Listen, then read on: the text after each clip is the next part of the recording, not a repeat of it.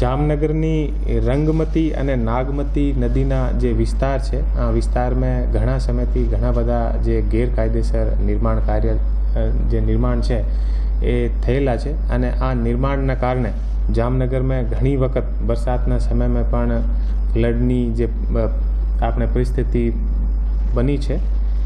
જામનગરની મહાનગરપાલિકા સાથે મળીને અને આ જે રંગમતી અને નાગમતી જે નદી છે અમે ઘણા બધા જે ગેરકાયદેસર નિર્માણ કાર્ય છે આપણે એવું કહી શકીએ કે એક બહુ મોટો જે ડિમોલિશનની કાર્યવાહી અત્યારે ચાલુ છે. આજની જે ડિમોલિશનની જે કાર્યવાહી છે આમે લગભગ